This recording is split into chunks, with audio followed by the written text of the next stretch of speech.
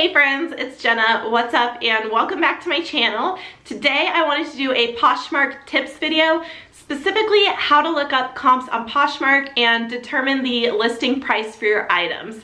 This is a question I get asked about all the time. I see it more so from newer sellers. You're just not sure where to price your items in order to get the money you deserve, but also have them sell in a timely manner. So what I usually recommend is looking up comps, and I'm going to show you how to do that today. So before I show you in the app how to look up the comps, I just want to explain a little bit about my thoughts and process behind this. So for those of you who aren't aware, comps are basically sold listings or completed listings of the same item or a similar item that you are looking to sell. So I think it's really helpful to look up comps when you are purchasing items in order to make an informed buying decision, but also when you're listing items in order to come up with an accurate listing price. Now, when you're looking at items to buy, it's good to look at comps because you can kind of get an idea of how much the item sells for, and then you can decide if it's worth it to invest the amount of money that they're asking for that item. You can think about after fees what your profit margin is going to be if you expect to sell it at the price of a completed listing.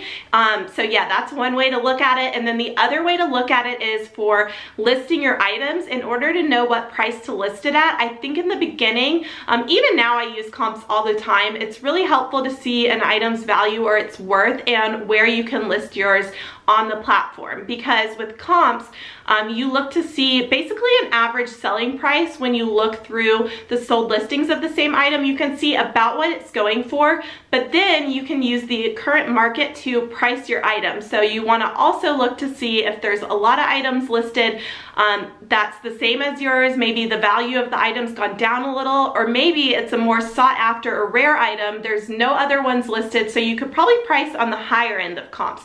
So it's an important part to really look at different areas of the business, whether it be sold listings and available listings. It all kind of goes hand in hand. And like I mentioned, I definitely still use comps a lot, especially on more rare items, things that I don't pick up all the time. But then the more experience that you get, if you start selling similar items over and over, I pretty much price my items around the same price point because I know that's what they sell at on a consistent basis. For example, graphic tees, band tees, ones that are just, you know, kind of your run-of-the-mill, they aren't anything rare, it's not vintage, or it's not a certain label. I usually price those around $30 to $35 just based on what I've sold in the past. So I don't look those up unless, again, it's vintage or a more rare brand. Another example is like basic Anthropologie tops. I know those usually sell anywhere from $25 to $35 for me, unless it's a more current or rare style that I will look up, but sometimes I just go ahead and list those. One more example would be Lululemon tank tops. A lot of the more plain basic Lululemon tanks, I don't spend the time looking those up. I know they're going to sell around $20 to $25, so I just go ahead and list them at that. Until you really know the value of items or you get more comfortable seeing what's sold in your closet, I think it's really important to look up comps. And I still look up comps all the time when I'm outsourcing, especially brands and labels that I don't know. So yeah, let me go ahead and just show you guys on my phone. You're not gonna have to look at me talking. I'm gonna show you within the app quickly how you can look up comps. You can do this when you're outsourcing in the app, or you can do it when you sit down and list. That's usually when I determine my pricing. The example I'm gonna be using today is this Free People kimono. It's just a really pretty floral paisley print kimono top, and let me just show you what the label looks like. It is Free People, it's one size. This is not for sale in my closet. This is actually a personal item of mine, but I just wanted to show you as an example. Okay, so I have the Poshmark app opened up, and what I'm gonna do is search for a Free People kimono because that's the item I'm looking up. We're gonna pretend I don't know the exact name of this style and just look at Free People kimonos in general. So I'm gonna search in the search bar and just type in Free People kimono and hit search. Now, there is a few steps that you need to do in order to look at the sold listings, and the first one is really important. Up at the top where it has all of the filters, you need to scroll to where it says size. Now, Poshmark will automatically select my size, which is the filters that you've chosen when you signed up for the app, But when you're looking at sold listings, you want to look at all sizes because this top is not necessarily your size. So you just unselect my size and then you hit apply. And then the next filter you need to change is over here where it says availability. You need to change from available to sold items because we want to see completed listings that are similar to the one we are researching. So I'm just going to scroll through and see if any of these look similar to the kimono that I have. Here's another kimono. It went for $57. That one went for $70. Let's see. This one actually looks really similar to the one that I have. I think that's the exact same style, and we can see that that one sold for $28. It retailed for $68, and the name of it is actually right there. So this lets me know it's the Little Wing kimono, which can be really helpful. I'm just gonna scroll through and see if I see any others. This one sold for $32. This one over here sold for $98. So what I'm gonna do, since I actually learned the name of my kimono from just looking through sold listings, I'm gonna actually search for the Free People Little Wing kimono because that's what we learned was the name. So up here in the search bar, I'm just gonna add Little Wing. So a lot of times people ask how you can find out the names of items. What I'll do, this is kind of like an insider tip, is I will just search the results on Poshmark and look for a similar style to mine, and then someone else has probably already done the work and found the style name. So yeah, we're gonna search Little Wing kimono again. Up at the very top, I wanna, uncheck my size. And then I wanna look at sold listings for this. So now I can see more Little Wing kimonos. So 28, 25. That one was new with tags. It sold for 57. This one sold for 35. That one sold for 50 new without tags. And this one's actually the same color combo as mine. And this is another way you can also get stock photos. See how this person already found the stock photo. If you're someone that likes to use stock photos, you could actually just screenshot and use these stock photos. But they have all the information in here, and this one sold for $40, so that looks good. That's one that sold for $22, $35, so they're kind of all over the place. And then what I'm gonna do is look at available listings again, because I just wanna see how many are available in my color combination.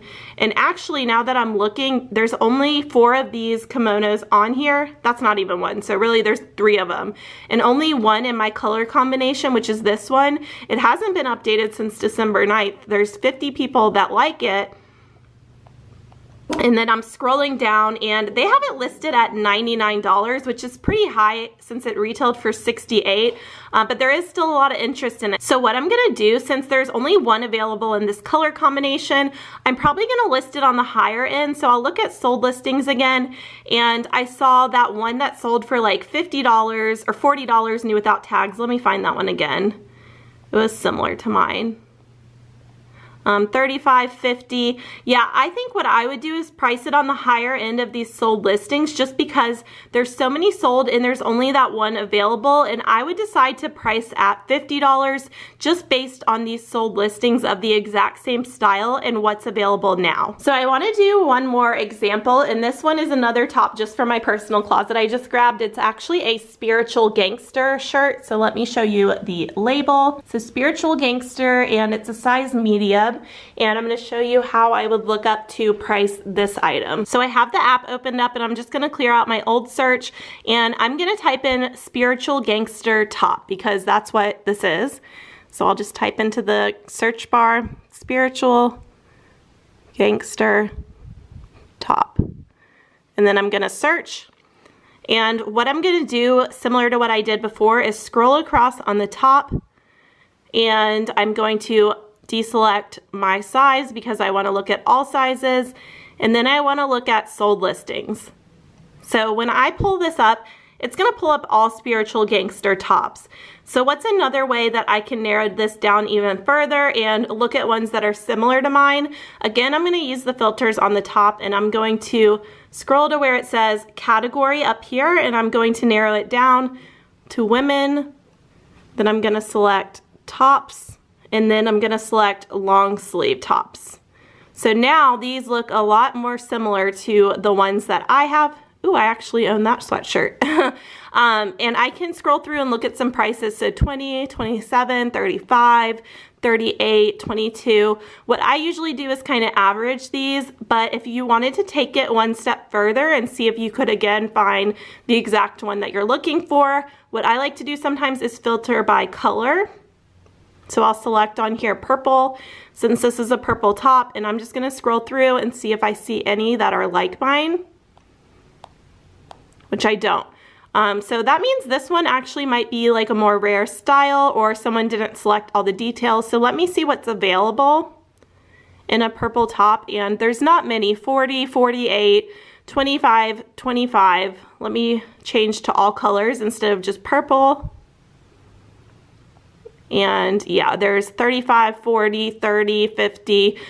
So based on the sold listings that I saw earlier, since they were around 30 or 25, 22, 35, I usually price on the higher end just to allow a little wiggle room for offers and things like that. So I would probably price on the higher side, which is 35. So if I were to list this Spiritual Gangster long sleeve top, I would list it at $35 just based on what things have sold for in the past and also what's available. So there you have it, exactly how to look up comps within the Poshmark app.